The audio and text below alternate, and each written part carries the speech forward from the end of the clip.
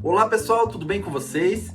Eu sou Fábio Cordeiro, presidente da Onda Autismos e sou também uma pessoa autista. Como vocês sabem, agora no mês de abril eu tive a oportunidade de conversar com muitos de vocês durante o 5º Seminário Nacional Autismos. Lá eu pude responder algumas questões sobre essa condição do autismo e hoje eu estou aqui no perfil da Uniaselv para poder tirar as principais dúvidas dessa condição com vocês. Como vocês sabem, a incidência do autismo tem aumentado ao longo dos anos. A última estatística que nós temos, proveniente dos Estados Unidos, que é um país que faz um controle muito assertivo dessa condição, deu conta de 1 a cada 36 crianças de 0 a 8 anos de idade, dentro do espectro do autismo. Então, só por aí vocês conseguem entender a importância de que todo mundo conheça um pouco mais sobre o autismo, sobre o transtorno do espectro autista. Primeira questão e muito importante: o que é o autismo? Então eu costumo definir o autismo de algumas maneiras. A primeira coisa, antes de tudo, o autismo é uma condição de existência, é a maneira com que a pessoa existe no mundo. Isso tem a ver com como a pessoa percebe o mundo, em como ela sente o mundo, em como ela contribui com o mundo. Isso nem sempre é negativo. Mas além disso, o autismo também acarreta em um transtorno, o transtorno do espectro autista, que se dá muitas vezes não só por questões inerentes à condição, mas também pela falta de entendimento na sociedade e falta de compreensão. Esse transtorno, ele se dá por dificuldades na comunicação e na interação social e por comportamentos repetitivos e interesses restritos. E aqui é importante entender que isso não é algo que vai para o campo da vontade, da preferência. Então a pessoa autista, ela tem dificuldade de comunicação, não é que ela não gosta de se comunicar. Ela tem dificuldade de interação, não é que ela não gosta de interagir.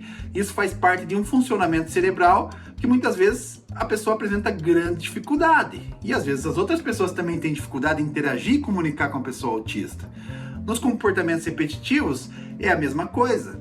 Não é que a pessoa gosta de se balançar, não é que a pessoa gosta de fazer flapping com as mãos. Ela faz isso para comunicar uma alegria, uma tristeza, uma angústia, uma felicidade e também para tentar se autorregular. Além disso, comportamentos repetitivos têm a ver com manter rotinas, ter uma previsibilidade, que de novo faz parte desse funcionamento cerebral. Não é porque a pessoa simplesmente prefere fazer as coisas da mesma maneira. Aquela é a forma com que ela se sente mais confortável dentro do seu neurodesenvolvimento. Os interesses restritos é a mesma coisa. A pessoa apresenta interesses restritos por causa desse funcionamento atípico. E esses interesses podem ser prejudiciais no ponto que restringem com que a pessoa expanda o seu aprendizado, seu conhecimento para outros interesses, e podem ser benéficos a ponto que você pode usar esses próprios interesses para ensinar a pessoa, para expandir, e também se ela for, por exemplo, trabalhar dentro desse campo de interesse específico, provavelmente ela vai fazer muito bem o seu trabalho. E aí surge outra questão: o autismo é uma doença? Então, a gente entendendo o autismo como uma condição de existência, logo, ele não é uma doença que precisa ser curada. Entender o autismo como uma condição diz o seguinte: a pessoa tem sim dificuldades, não vamos negar isso, como qualquer condição de existência, nós temos coisas boas e coisas ruins, e a pessoa merece ser auxiliada nessas suas dificuldades, assim como a sociedade tem que conhecer um pouquinho mais para saber como incluir essas pessoas. Então não é uma doença, não tem cura e nenhum tratamento pode prometer com que a pessoa deixe de ser autista, já que ela nasce daquela maneira e aquela maneira vai ser a que ela existe no mundo desde o nascimento até que ela venha a falecer.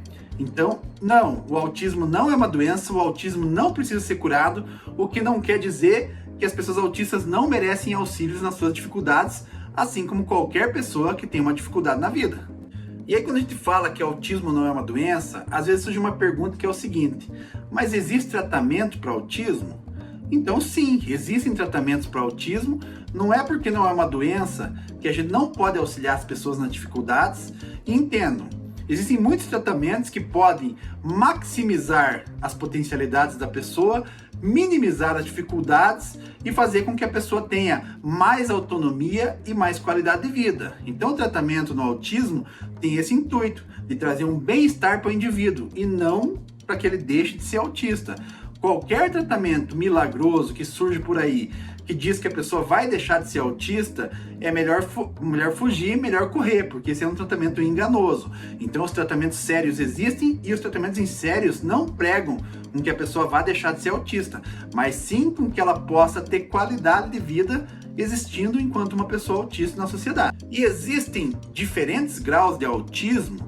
Então a resposta é não. Aqui tem uma pequena confusão. Às vezes as pessoas falam em grau de autismo em nível 1, nível 2 ou nível 3, em autismo leve, moderado ou severo, mas isso é uma confusão. Então não existe grau de autismo ou nível de autismo. As pessoas ou são autistas ou não são autistas. É um desenvolvimento, como eu disse, diferenciado.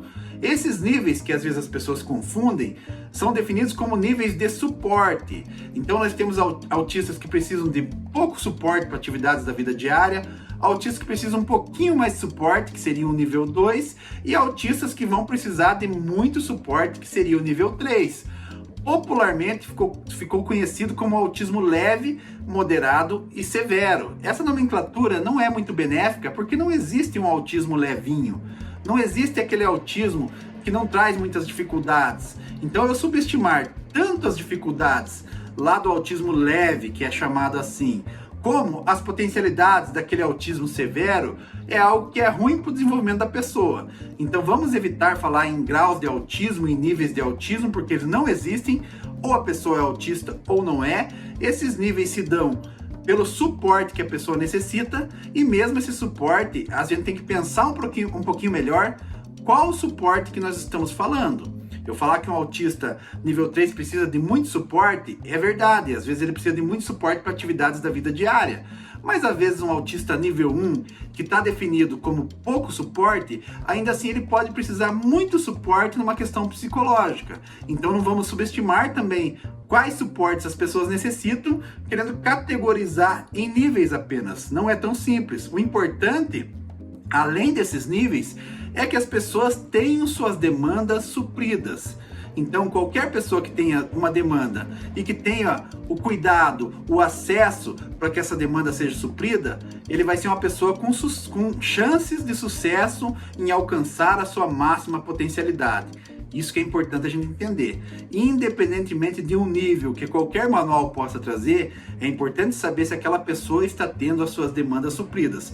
E aí, seja elas quais forem, para atividades da vida diária, para as questões psicológicas, para atividades da vida prática, mas que a pessoa tenha acesso a tudo isso para que ela possa ser feliz e que possa alcançar seu máximo potencial. E aí a gente sempre ouve falar que quanto antes o diagnóstico, quanto mais precoce o diagnóstico, vai ser melhor. E por que esse tratamento precoce, esse diagnóstico precoce é importante? Vejam, quanto antes você tiver o diagnóstico, se for possível, lá na primeira infância, você tem a possibilidade de abordar essas dificuldades com maior precocidade também. Ainda, você aproveita toda a fase de maior neuroplasticidade do indivíduo, onde o cérebro está mais propício a poder adquirir novas habilidades e a poder superar essas dificuldades com mais facilidade, desde que direcionado corretamente. Então, quanto mais precoce o diagnóstico e a abordagem, mais chances temos de um desenvolvimento onde a pessoa vai ter maior qualidade de vida. Isso quer dizer que se a pessoa for diagnosticada mais tarde, não tem chance de tratamento? Não. A neuroplasticidade continua pela vida toda e sempre há chances de melhorar essa qualidade de vida. E eu espero ter conseguido tirar as principais dúvidas de todo mundo sobre o transtorno do espectro autista, sobre a condição do autismo. Se você quiser conhecer um pouco mais sobre o trabalho da Onda Autismos, é só acessar o nosso site www.ondaautismos.com.br, conferir nossos materiais e entrar em contato com a gente para qualquer auxílio que necessite. Obrigado, pessoal, e até a próxima. Unha Selvi.